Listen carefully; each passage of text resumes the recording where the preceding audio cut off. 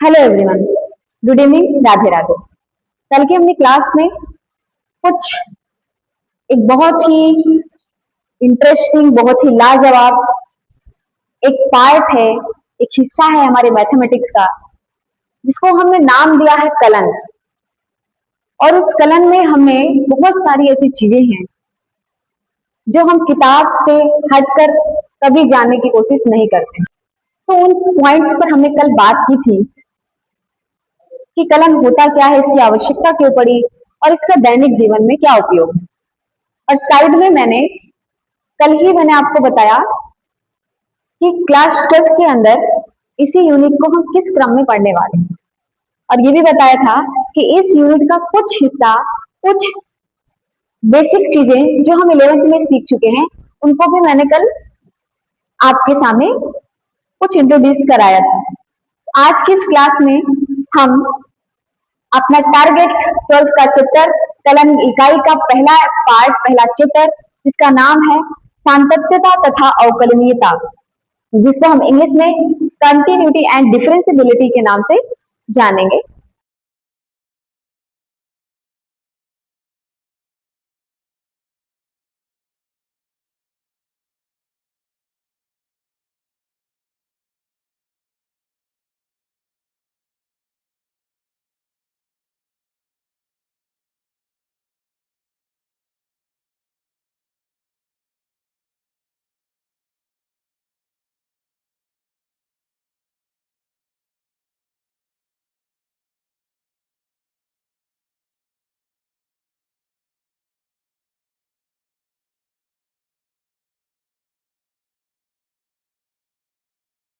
तो आइए हम फलन जानते हैं कि फलन क्या होता है।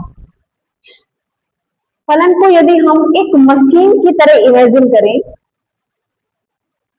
तो इसकी डेफिनेशन जानना, इसका उद्देश्य जानना थोड़ा आसान हो जाएगा। यदि हम फलन को एक मशीन की तरह इमेजिन करें तो यदि इनपुट में कोई एक्स वैल्यू इस फंक्शन को देते हैं तो फंक्शन अपनी कंडीशन के अकॉर्डिंग उसका आउटपुट कुछ देता है। यही काम है फलन का। फलन हमारा निश्चित नहीं है, अलग अलग टाइप के फंक्शन देखने को मिल सकते हैं। कोई ट्रिग्नोमेट्रिक फंक्शन हो सकता है, कोई पॉलिनोमियल फंक्शन हो सकता है, कोई लॉग वाला फंक्शन हो सकता है, या फिर कोई अदर फंक्शन, इनवर्स फंक्शन है, कुछ भी, ठीक है। तो इस तरह के फंक्शन हमारे हो सकते हैं कहीं पर भी। जैसे एग्जाम्पल हम ले लें, हमने माना कि एक फंक्शन है एफ एक्स बराबर एक्स स्क्वायर। अब इस फंक्शन की हमको वैल्यू निकालना है किसी पर्टिकुलर एक्स वैल्यू पर। तो हम क्या करेंगे, हमने इस मशीन का नाम दे दिया है, इसका काम बता दिया है कि जो भी इनपुट में इसको एक्स मिलेगा, इसका काम है कि उसका ये स्क्वायर कर देगा। इसका काम क्या है, स्क्वायर कर देना। तो मान लीजिए हम इनपुट में कोई भी वैल्यू, हमने इसकी भी डायरेक्शन दे दी कि एक्स हम रियल नंबर से लेंगे, तो रियल नंबर में कोई भी मान अब इस फंक्शन को दोगे तो उस पर इसका आउटपुट एक यूनिक प्राप्त होगा। यही हमारे फंक्शन की कंडीशन है। फंक्शन कहता है कि इनपुट के प्रत्येक मान का एक यूनिक, एक अद्वितीय आउटपुट मिलना चाहिए। यही फंक्शन की कंडीशन है। इसे हम मैपिंग के थ्रू समझे, एक मैपिंग हम ले रहे हैं। फंक्शन एफ एक्स के लिए डिफाइन है।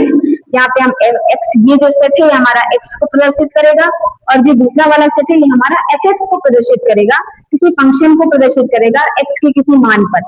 यहाँ पर हमने 1 2 -1 0 3 4 इस तरह से कुछ वैल्यू ली है एक्स की, और यहाँ पर 7 9 10 4 5 एंड 6 इस तरह से हमने लिया। हम देख रहे हैं 1 को अगर हम 7 से कनेक्ट कर दें, 2 को 9 से, -1 को 10 से, 0 को 4 से, 3 को 5 से एंड 4 को 6 से। मतलब इन सभी मानों पर एक यूनिक हमको इसका इमेज मिल रहा है, आउटपुट एक यूनिक मिल रहा है। एक और एग्जांपल समझते हैं।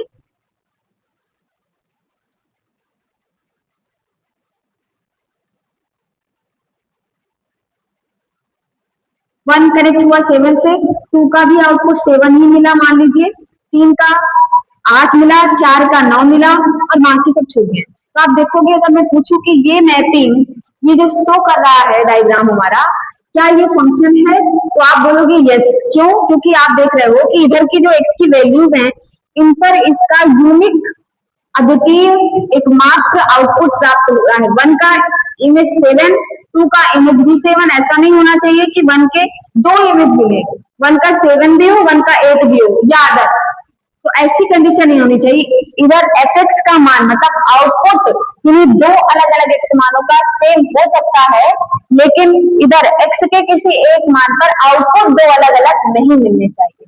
इस चीज को ध्यान दीजिए, और यही हमारा फलन है, यही फलन की कंडीशन है, क्योंकि हर एक मशीन का एक निश्चित काम होता है, वो एक चीज को फॉलो करती है, उसका रिजल्ट देने का तरीका उस मशीन पर डिपेंड करता है कि उसका काम क्या है, उसका क्या प्रोसेस है। उसी तरह से फंक्शन में कंडीशन दी जाएगी, अलग अलग टाइप के फंक्शन दिए जाएंगे, उन फंक्शन पर हम एक इनपुट हम देते हैं, तो रिजल्ट में हमको उसका एक अद्वितीय आउटपुट मिलना चाहिए, यही फलन की कंडीशन है। ऐसा कभी भी ना हो कि इनपुट के किसी एक मान पर हमारा फलन का दो अलग अलग मान मिल रहा, ठीक है। तो बस यही कंडीशन है हमारी फलन की, तो आप समझ गए होंगे फलन क्या है, ठीक है। तो ये आप इसको समझ चुके होंगे।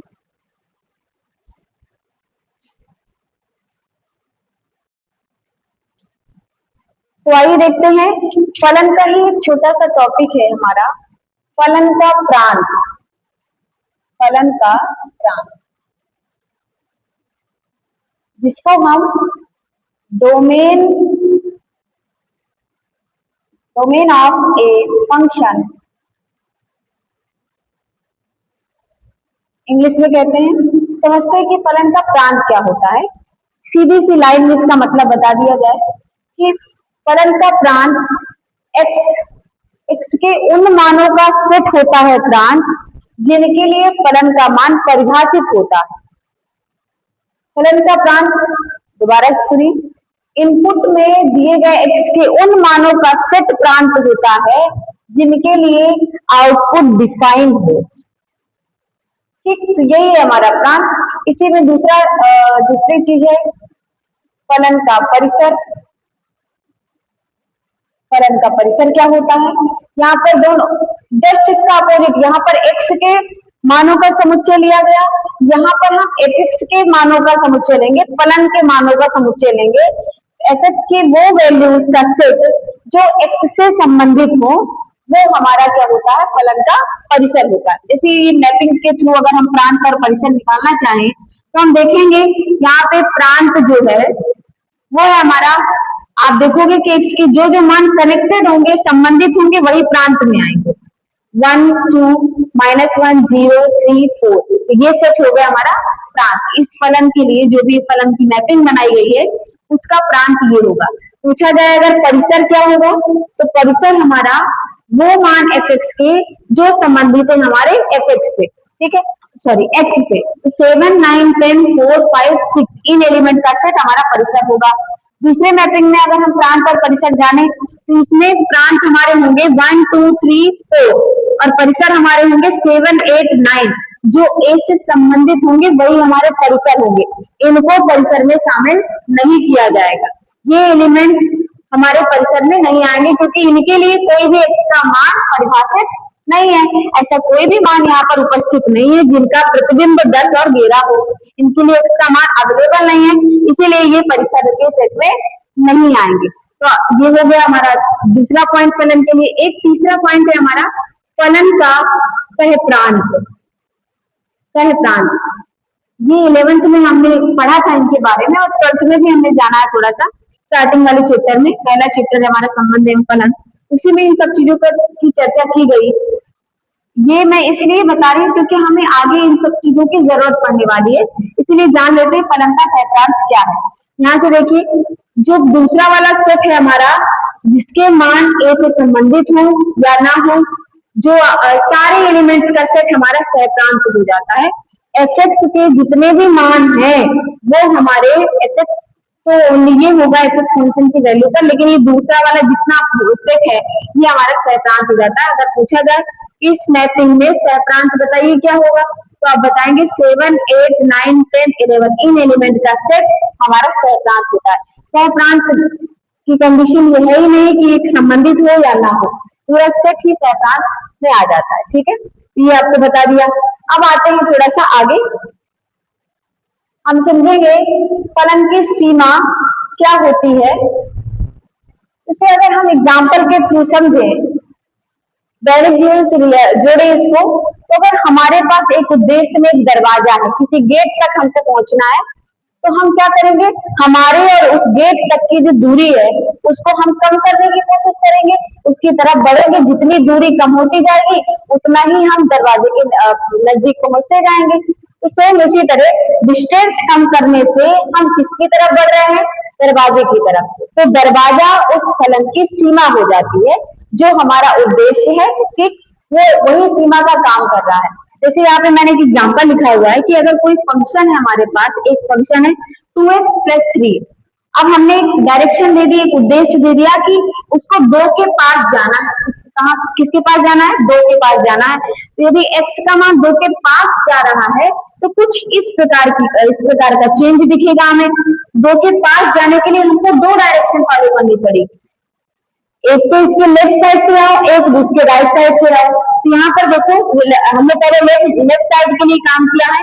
यदि हमें 2 के पास जाना है तो हमें 1.9 अगर हमने x की वैल्यू ली तो हमारा 1.9 इस फंक्शन में हम रखेंगे, 1.9 x की जगह पर। तो 2 इंटू 1.9 प्लस 3,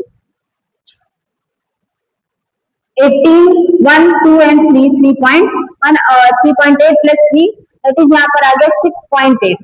तो x की 1.9 वैल्यू पर फंक्शन का मान मिल रहा है हमको 6.8। सेम इसी तरह और नजदीक गए हम, वैल्यू बढ़ाई x की, 1.99 लिया, तो यहाँ पर हमको ये वैल्यू मिली फंक्शन की।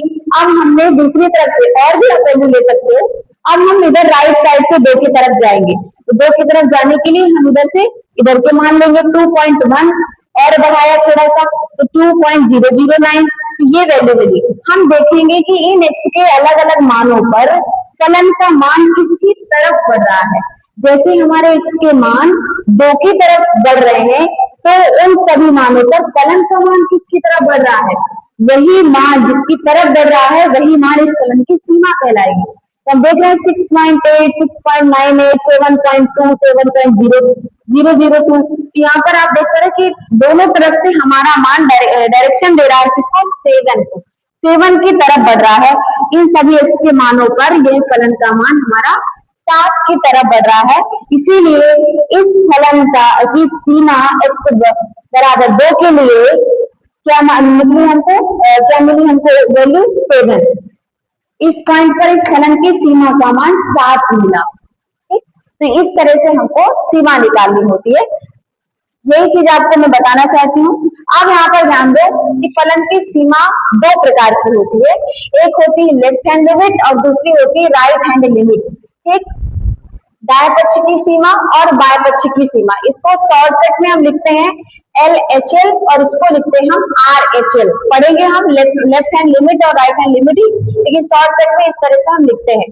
ध्यान से देखिए, लेफ्ट हैंड लिमिट का मतलब है कि जब हम fx का मान x से लेस, मतलब उस बिंदु के लेफ्ट साइड से बढ़ते हैं, इससे छोटे मानों को लेकर इसकी तरफ बढ़ते हैं, तो ये हमारी वैल्यू होती है LHL की। अब अगर हम इस साइड से, यहाँ पे हमने 2 टाइप का काम किया है, एक ये 2 से छोटे मानों पर फलन का मान निकाला है, फिर हमने 2 से बड़े मानों पर फलन की सीमा का मान निकाला है। तो यहाँ पर दोनों ये 2 हिस्से, ये ऊपर वाला हिस्सा लेफ्ट हैंड को डायरेक्शन दे रहा है और नीचे वाला जो काम किया गया है ये हमें राइट हैंड लिमिट का के बारे में बता रहा है कि इस तरह से काम, अगर हम प्लस वैल्यू की तरफ 2 से राइट साइड से अगर हम 2 की तरफ बढ़ते हैं तो वह हमारा राइट हैंड लिमिट होती है। में कि अगर लेफ्ट हैंड लिमिट और राइट हैंड लिमिट दोनों की अलग अलग वैल्यू निकाली जाए, दोनों तरफ से उस एक्स की वैल्यू की तरफ जो हमारा टारगेट है वहां पर पहुंचने पर फंक्शन की वैल्यू LHL और RHL दोनों तरफ से इनकी वैल्यू सेम आए तो हम उस फंक्शन को कह देते हैं कि उस बिंदु पर वह कॉन्टिन्यूअस है। क्या है, जो हमारा पहला टॉपिक होगा कल के चैप्टर में, जो हम कल शुरुआत करने वाले हैं अपने 12th का चैप्टर कॉन्टिन्यूटी एंड डिफरेंशिएबिलिटी, वहां पर ये काम हम सीखेंगे। ये बेस है हमारे पहले चैप्टर का, बेसिक मैंने आपको क्लियर कराया है। तो जिन बच्चों को इस क्लास में किसी भी प्रकार का कोई भी डाउट हो वो मुझे कमेंट के थ्रू आप मुझे बता सकते हैं, ताकि मैं आने वाली क्लास से पहले आपका डाउट क्लियर करा सकूं। पहले चैप्टर को सीखने से पहले आप माइंड में सेट कर लीजिए कि हमको ये चीजें आनी ही चाहिए, तभी हम उस पहले चैप्टर को बहुत अच्छे ढंग से सीख सकते हैं। ठीक है, तो आज के लिए इतना ही काफी है। थैंक्स।